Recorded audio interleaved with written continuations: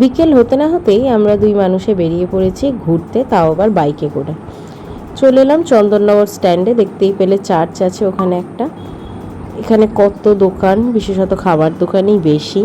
অনেক মানুষ এখানে বসে আড্ডা দিচ্ছে, খাবার খাচ্ছে। আমরা গেলাম কফি হাউসে কফি খাবো বলে, যদিও কফি হাউসে কফি পাওয়া গেল না।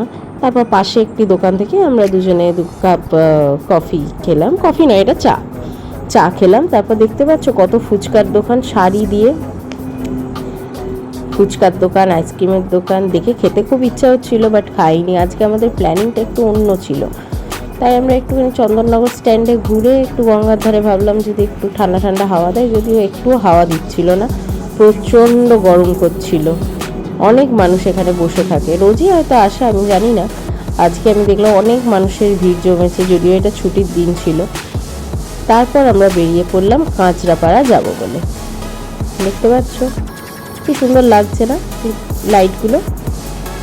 ফটোতে অত ভালো না লাগলেও সামনাসামনি আমার খুব সুন্দর লাগছিল দেখতে। তারপর সোজা চলে গেলাম কাঁচরাপাড়ার ডমিনোজে পিৎজা খাবো বলে।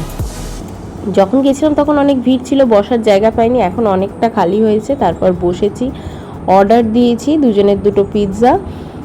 কি পিৎজা দিয়েছে আমি ঠিক জানি না, তবে মেবি ওইটা ছিল কর্ন পিৎজা। হ্যাঁ, কর্ন পিৎজাই হবে। তারপর এটা দেখো, এটা চন্দননগর স্ট্যান্ডে একটা ছবি তো তুলতেই হবে, গেছি।